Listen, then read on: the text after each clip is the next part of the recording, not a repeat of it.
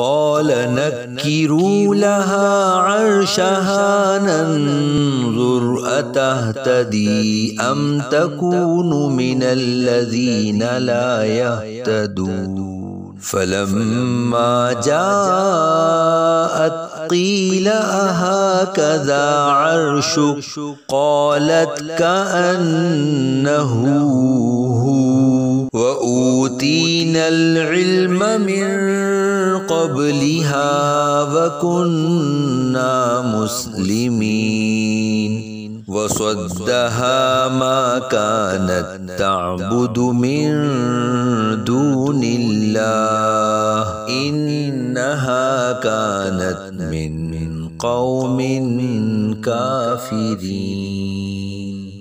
سلیمان علیہ السلام نے حکم دیا عورت کا تخت اس کے سامنے وضع بدل کر بیگانہ کر دو کہ ہم دیکھیں کہ وہ راہ پاتی ہے یا ان میں ہوتی ہے جو ناواقف رہے۔ پھر جب وہ آئی اسے کہا گیا کیا تیرا تخت ایسا ہی ہے؟ بولی گویا یہ وہی ہے اور ہم کو اس واقعے سے پہلے خبر مل چکی اور ہم فرما بردار ہوئے۔ اور اسے روکا اس چیز نے جسے وہ اللہ کے سوا پوجتی تھی، بے شک وہ کافر لوگوں میں سے تھی۔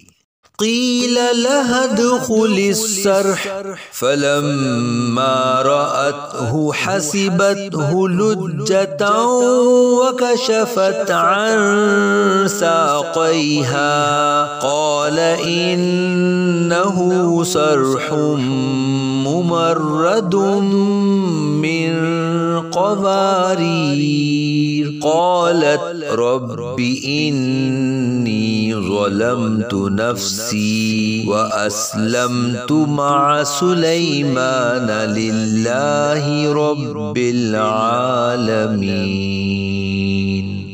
اس سے کہا گیا صحن میں آ۔